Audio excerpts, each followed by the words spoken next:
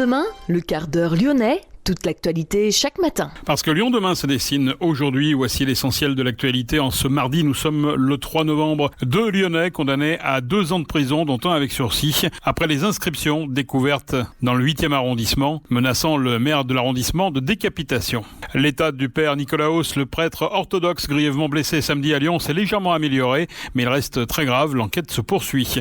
Le ministre de l'Intérieur, Gérald Darmanin, annonce que le gouvernement va acter demain au Conseil des ministres la dissolution du mouvement des loups-gris. 4000 militaires de plus patrouillent dans les rues de France. La région Auvergne-Rhône-Alpes est bien sûr concernée. L'épidémie de Covid-19 n'en finit pas de progresser. 418 morts en 24 heures en France, le pire bilan depuis le 29 avril. Et les chiffres dans le Rhône sont également inquiétants. De nombreux commerces ont dû fermer leurs portes en raison du confinement. Soutenir nos commerces par la création d'une plateforme de e-commerce réservée aux commerces de proximité, c'est l'idée de Christophe Jourjon, conseiller métropolitain UDI. Nous l'avons invité dans ce quart d'heure lyonnais. Les 26 trésoreries du Rhône devraient fermer d'ici janvier 2023. Les syndicats des impôts tirent la sonnette d'alarme. Et puis la ville de Lyon qui a profité des vacances de la Toussaint pour fermer de nouvelles rues devant certaines écoles élémentaires et maternelles pour apaiser et sécuriser les abords des écoles. Quelques exemples à la fin de cette édition. Lyon demain, le quart d'heure lyonnais, toute l'actualité chaque matin. Gérald de Bouchon. Bonjour à tous. 2 Lyonnais de 18 et 19 ans ont été condamnés à 2 ans de prison, dont 1 an avec sursis, avec maintien en détention pour apologie d'un acte de terrorisme, menace de mort, menace de crime et dégradation de biens, des inscriptions menaçant de décapitation. Le maire du 8e arrondissement, les professeurs et les élèves de l'école Philibert Delorme dans le 8e avaient été découvertes le samedi 24 octobre. Les 2 jeunes ont reconnu les faits, mais ils ont affirmé avoir agi à la demande de tierces individus pour rembourser des dettes. À la barre, l'un d'eux a affirmé ne pas être au courant de l'attentat du 16 octobre contre le professeur de Conflans-Sainte-Honorine au moment où ils ont commis les faits. L'état du père Nicolaos, le prêtre orthodoxe grièvement blessé samedi à Lyon, s'est légèrement amélioré, mais il reste très grave. Il a subi avec succès une intervention chirurgicale à l'abdomen. Il est toujours plongé dans un coma artificiel. La piste de l'acte terroriste semble s'éloigner. Le parquet national antiterroriste ne s'est toujours pas saisi de l'enquête. La motivation du tireur n'est pas encore connue. Cet homme est toujours en fuite. Il n'est pas exclu qu'il ait agi pour le compte d'un tiers. Le ministre de l'Intérieur, Gérald Darmanin, annonce que le gouvernement va acter demain, mercredi, en Conseil des ministres, la dissolution du mouvement des loups-gris. Ce mouvement ultranationaliste turc est réputé proche du président turc Erdogan. Il est à l'origine de violences et de dégradations commises notamment à l'encontre des Arméniens. Dimanche, des profanations ont eu lieu au mémorial du génocide et au Centre national de la mémoire arménienne de Dessine. Des militants ultranationalistes turcs étaient également impliqués mercredi dernier dans des affrontements avec des manifestants arméniens pour la défense du Haut-Halabar sur l'autoroute A7 près de Vienne, également impliqués dans une manifestation violente à Dessine. 4000 militaires de plus patrouillent dans les rues de France dans le cadre de l'opération Sentinelle après le déclenchement du niveau d'urgence attentat du plan Vigipirate. Cette décision de renfort est liée à l'attaque d'une église à Nice et à la décapitation du professeur Samuel Paty dans les Yvelines. Le dispositif passe à 7000 hommes en France. La région Auvergne-Rhône-Alpes est bien sûr concernée. Le volume des patrouilles a été augmenté de près de 60%, précise l'état-major de la zone de défense sud-est. Lyon demain, un site internet, du son, de l'image, un média complet pour les Lyonnais qui font avancer la ville. L'épidémie de Covid-19 n'en finit pas de progresser. En France, on a recensé 418 morts en 24 heures, le pire bilan depuis le 29 avril. Au total, le nombre de décès du Covid-19 en France atteint 37 435. On dénombrait également hier un chiffre record de contamination depuis le début de la pandémie, avec 52 518 nouveaux cas. La situation dans le département du Rhône est également préoccupante.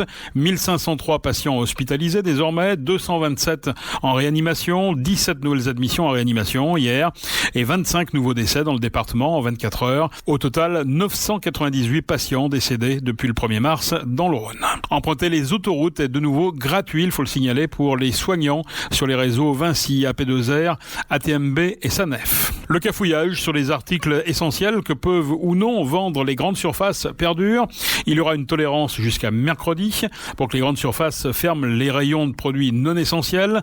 Le décret définissant ces produits de première nécessité sera publié ce mardi, a expliqué Bercy. Soutenir nos commerces par la création d'une plateforme de e-commerce réservée aux commerces de proximité, c'est l'idée de Christophe Jourgeon. Il a adressé au président de la métropole, l'écologiste Bruno Bernard, une proposition en ce sens.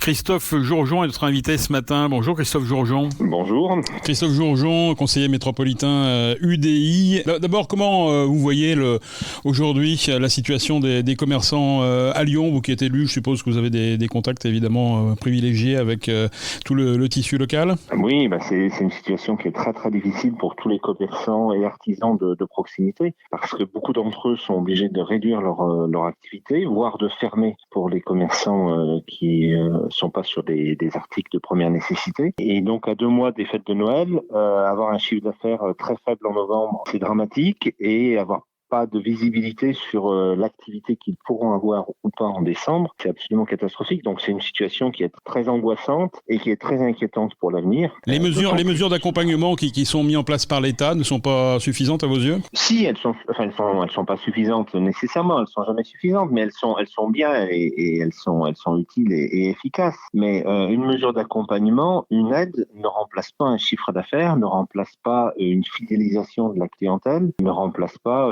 des ambitions et une volonté de développer son activité commerciale. Donc c'est un palliatif, ça permet de franchir, ou c'est un objectif de permettre de franchir le creux de la vague, mais c'est pas une solution, et encore une fois, ça ne remplace pas une fidélisation de clientèle. Et l'enjeu, surtout à 2 mois de Noël, c'est de dire à la clientèle que j'ai, comment je fais pour ne pas la perdre? Comment je fais pour que cette clientèle, elle reste clientèle des commerces de proximité et qu'elle ne bascule pas, notamment sur les fameux GAFA et les grands sites de e-commerce que chacun connaît. Alors pour cela, Christophe Jourgeon, vous proposez la mise en place d'une plateforme de e-commerce qui aurait une particularité, celle d'être locale en l'occurrence. Exactement, l'idée c'est de développer, enfin même pas de développer parce que les outils existent déjà, mais de mettre en place au niveau de la métropole de Lyon une plateforme de e-commerce local où le seul critère pour pouvoir vendre sur cette plateforme, c'est d'être un commerce de proximité avec un espace de vente, avec une boutique dans les rues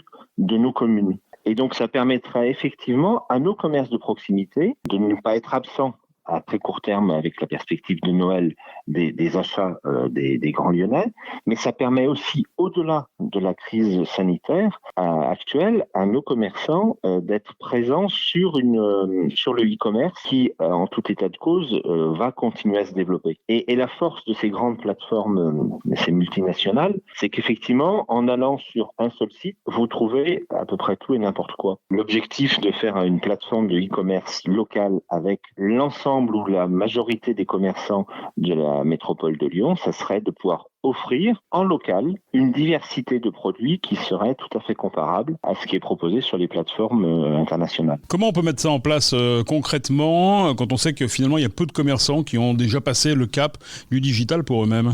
Justement, là, ça leur enlève tout le poids du digital parce que peu de commerçants sont effectivement habitués à ces outils. Peu ont franchi le pas. Là, la métropole propose l'outil. Après, à charge pour le commerçant, effectivement, d'alimenter par des photos, par un catalogue de prix, etc., cet outil-là.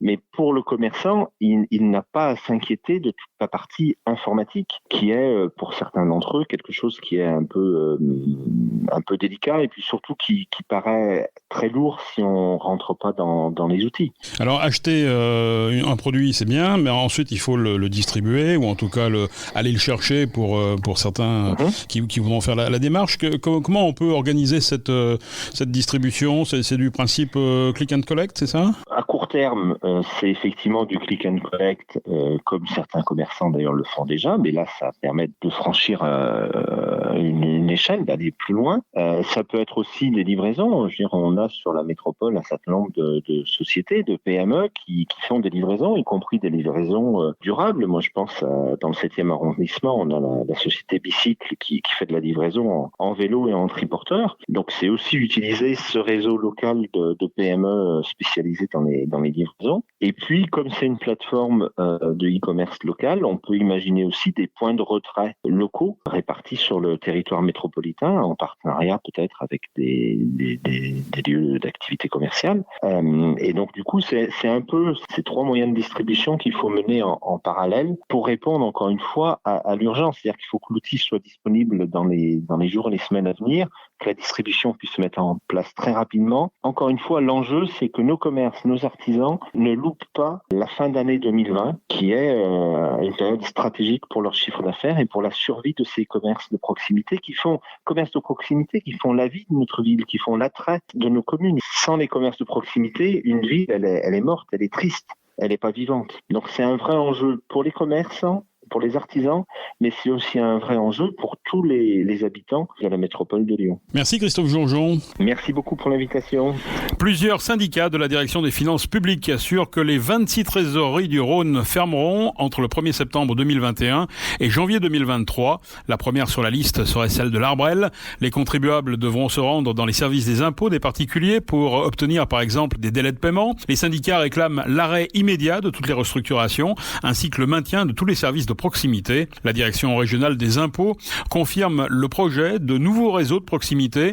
Les 26 trésoreries seraient transformées en 7 services de gestion comptable. Les usagers auraient accès quant à eux à 29 accueils de proximité répartis sur tout le Rhône. Les modalités de fonctionnement seront définies en concertation avec les élus locaux. Ces accueils s'ajouteraient à ceux du réseau des services des impôts des particuliers. Au total, la direction générale des impôts serait présente dans au moins 41 communes du département, soit 14 de plus qu'actuellement, répond l'administration fiscale. Enfin, la ville de Lyon a profité des vacances de la Toussaint pour fermer de nouvelles rues devant certaines écoles élémentaires et maternelles. Objectif, apaiser et sécuriser les abords des écoles. Parmi les établissements concernés, l'école Michel Servet dans le 1er arrondissement, l'école Harmonie Rebattel, c'était dans le 3e, et l'école Gerson dans le 5e. Depuis l'été, 18 écoles ont fait l'objet de ce type d'aménagement sur l'ensemble des 9 arrondissements lyonnais. C'est la fin de ce quart d'heure lyonnais. Merci de l'avoir suivi. On se retrouve demain, même heure, même antenne. En attendant, restez très prudents et si possible, restez à la maison.